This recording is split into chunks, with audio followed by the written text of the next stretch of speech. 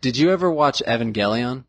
Neon Genesis? Oh, of course. That's one of my favorite animes. That's like, when I think of anime, that's kind of my first go-to, especially international. I think, what is it, Japanese?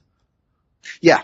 And it was a manga originally, and then there were 2 runs of it. It's one of the famous animes that had to kind of be redone. Was sort of done sloppily, lazily, and so there's 2 versions of the same story, but they're mostly the same. Gotcha. And everything has weight. Every action, every choice. It seems like it's just constantly, building on itself, either in a positive way or in a negative way. The characters are not static. They're changing, and what happens has an impact. And that's what I appreciate about it.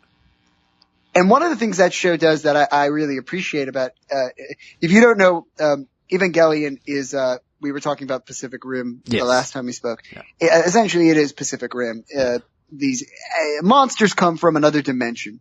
But what's crazy about it is that it really is about a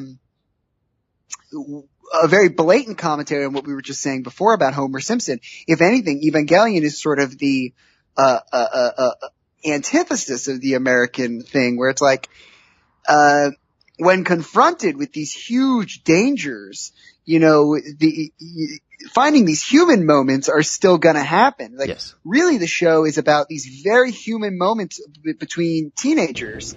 And because of that, even though there's this huge amount of action, the show will allow little moments like conversations to breathe. And it's not like, I'm making it sound like it's overly dramatic, like there's monster fights and then these teenagers are finding themselves. No, it's like there's monster fights and then these kids have these sort of very casual conversations where they're not really sure about themselves. And if you watch that show, there's long stretches of silence where these kids just don't know what to say, or someone says something and it hurts. Yeah. And so you're just left to be like, ugh, like this is real life. Like you're just left with a kid being like a 15-year-old kid just being like, ugh, and kind of sitting there taking this criticism or bad news or something.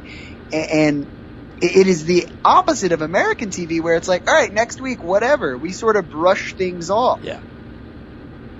If you don't open your mind to her, your Ava will not move. You're saying this is my fault? I'm blocking myself? Yes, Ava has its own mind. It's just a big toy. Then you don't know. Ha! Now I know something's up when Wonder Girl starts talking to me.